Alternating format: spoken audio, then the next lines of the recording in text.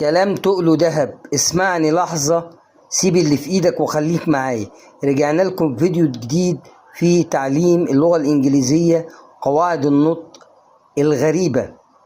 ركز معايا، وقبل ما نبدأ الفيديو وحد الله وصلي على الحبيب صلى الله عليه وسلم، ونبتدي نشوف قواعد النطق بتاعت النهاردة. يا جماعة اليو والسي والكي مع بعض بنطقهم بننطقهم اك. زي ما عودتك حاول ان انت تنطق معاه وتشتهج.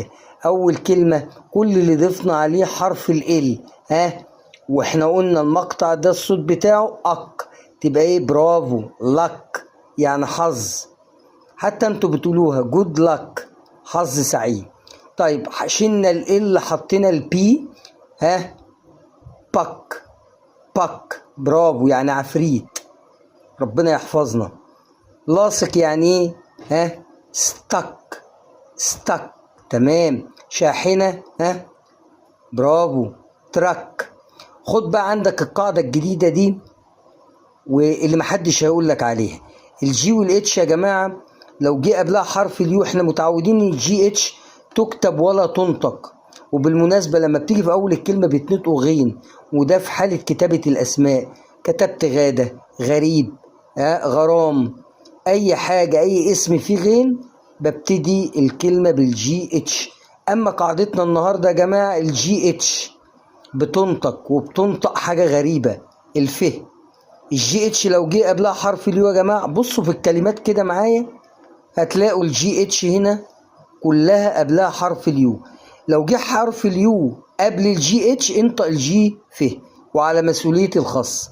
يلا كافي يعني ايه enough تمام. نحاول نشتهج اللي بعديه تمام برافو. لف يعني يضحك. كحة كف تمام. خشن رف برافو. قاسي او متشدد برافو طف. حوض صغير ترف. لاحظتوا ان الجي اتش هنا قبلها يا جماعه حرف اليو. طبعا اوعى هنا الجي اتش ما تنطقهاش، مش هينفع لان دي قاعده.